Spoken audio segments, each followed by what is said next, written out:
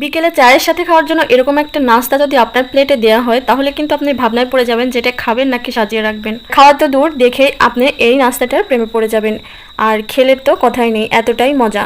রসালো মুসমুসে খাস্তা এই নাস্তাটা কিন্তু আপনারা অতিথি আপ্যায়নেও দিয়ে দিতে পারেন, তারাও কিন্তু খুবই খুশি হয়ে যাবে। তো চলুন কথা না বাড়িয়ে মূল রেসিপিতে চলে যাচ্ছি।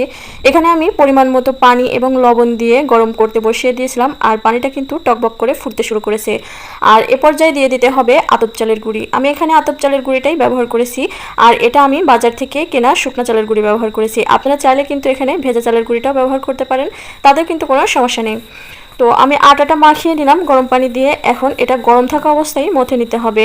অবশ্যই কিন্তু গরম থাকা অবস্থায় মথে নেবেন, না হলে কিন্তু আটাটা একদম পারফেক্ট হবে না।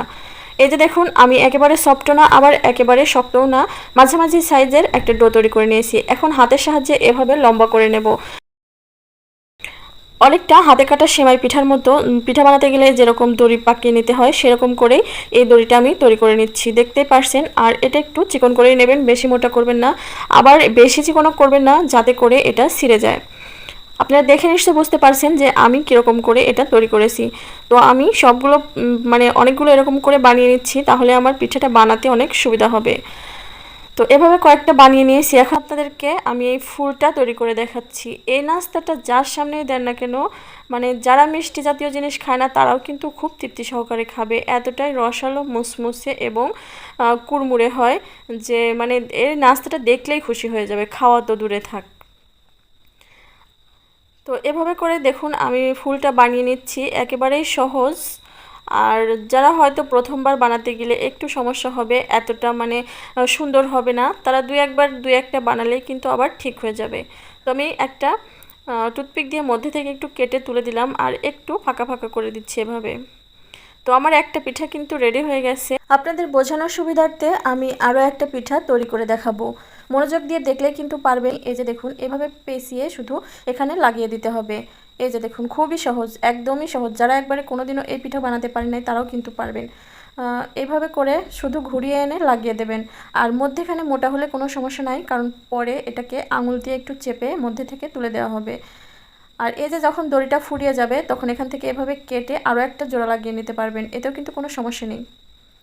তো এভাবে করে আমি ফুলটা বানিয়ে নিয়েছি। এখন এই যে মধ্যে একটু মোটা হয় সে জায়গায় একটু আঙুল দিয়ে চেপে দিচ্ছি, তাহলে ফুলটাও একসাথে লেগে যাবে আর দেখতেও ভালো লাগবে। এখন একটা টুথপিক দিয়ে মধ্যে থেকে একটু তুলে দেবো, আর টুথপিক দিয়ে একটু ছিদ্র করে দেবো চারপাশটা, দেখতে সুন্দর লাগবে আর কি, তেলটাও ভালোভাবে এর মধ্যে ঢুকে যাবে। তো এভাবে করেই আমি সবগুলো পিঠা কিন্তু বানিয়ে নিয়েছি, আর মাশাআল্লাহ দেখতে কিন্তু খুবই অসাধারণ লাগছিল।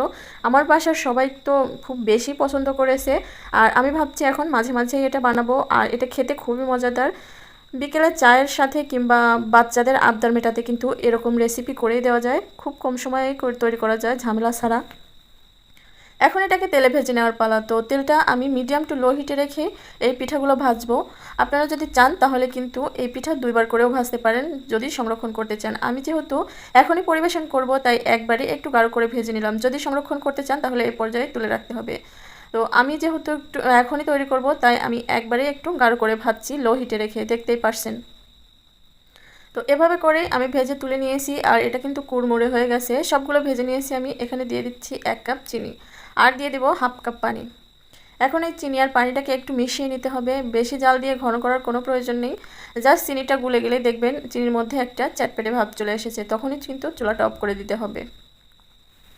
এই শিরাটা ঘন করার কোনো প্রয়োজন নেই। যদি আপনারা চান তাহলে গুড় দিয়েও এই শিরাটা তৈরি করতে পারেন, তবে আজকে আমি চিনি দিয়েই তৈরি করব, তাহলে কালারটা দেখতে খুবই সুন্দর লাগবে। আর এই যে দেখুন, এভাবে কিন্তু আমি ভেজে সবগুলো তুলে নিয়েছিলাম।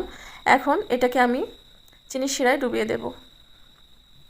এই পিঠাগুলো কিন্তু 6 মাস সংরক্ষণ করেও আপনারা খেতে পারবেন, এই অবস্থায় যদি রেখে দেন। যখন খেতে মন চায় তখন আর একবার তেলে 2 মিনিট ভেজে তারপর চিনির শিরায় ডুবিয়ে খাওয়া যায়। আর এভাবে চিনির শিরায় ডুবানোর পরেও কিন্তু 10 থেকে 15 দিনের জন্য আপনারা নর্মাল ফ্রিজে রেখে সংরক্ষণ করেও খেতে পারেন। তো আজকের এই সহজ রেসিপিটা আপনাদের কাছে কেমন লেগেছে অবশ্যই কিন্তু কমেন্ট করে আমাকে জানিয়ে দেবেন। আর ভালো লাগলে লাইক, কমেন্ট এবং বেশি বেশি ফ্রেন্ডস আর ফ্যামিলিদের সাথে শেয়ার করে দেবেন। আর আমার চ্যানেলটা সাবস্ক্রাইব করে পাশে থাকা বেল বাটনটা অন করে দেবেন, তাহলে পরবর্তীতে যখনই কোনো ভিডিও আপলোড করব নোটিফিকেশন আপনাদের কাছে পৌঁছে যাবে। আমি সবসময় চেষ্টা করি কঠিন কঠিন রেসিপিকে সহজভাবে তুলে ধরার। এই যে দেখুন কতটা মানে সুন্দর দেখাচ্ছে, কি বলবো, আপনারা দেখে তো নিশ্চয়ই বুঝতে পারছেন। আর এটা খেতেও কিন্তু খুবই ভালো হয়, মুসমুসে কতটা হয়েছে সেটা তো ভাঙার শব্দ শুনেই বুঝতে পারছেন। তো তো আজকের মতো এখানেই বিদায় নিচ্ছি। চলে আসবো অন্য কোনো দিন অন্য কোনো রেসিপি নিয়ে। ততক্ষণ সবাই ভালো থাকবেন, সুস্থ থাকবেন। আর ভিডিও সম্পর্কিত কোনো প্রশ্ন থাকলে কিন্তু কমেন্ট বক্সে জানিয়ে দেবেন। আল্লাহ হাফেজ।